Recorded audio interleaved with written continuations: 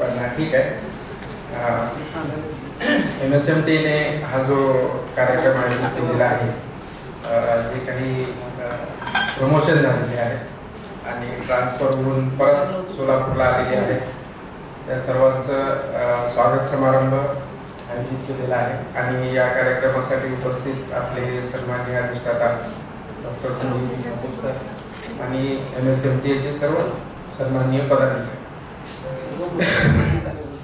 सर्वात प्रथम मी व्यक्तिशः मस्के सर आणि MSMT सर्व पदाधिकारी आणि संघटना यांचा आभार व्यक्त करतो.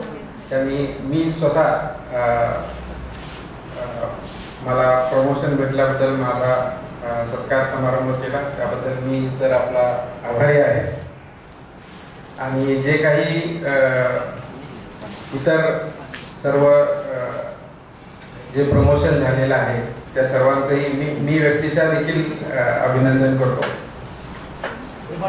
हा जो लॉट होता, या लॉटमध्ये जवळपास 118 असोसिएट प्रोफेसर आहेत आणि एकदम क्विक सक्सेशन मध्ये त्या ऑर्डर आल्या. म्हणजे ऑर्डर पुटअप होऊन 8 सुद्धा दिवस नाही, 6व्या दिवशी चीफ मिनिस्टरची साईन झाली.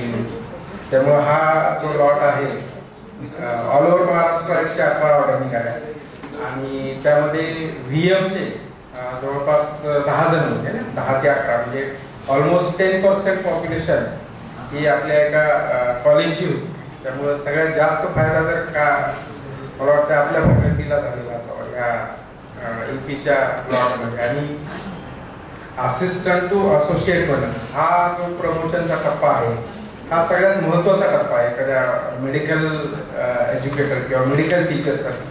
कारण जो डिफरन्स आहे in pay scale assistant to associate हा ह्यूज आहे as compared to associate to professor.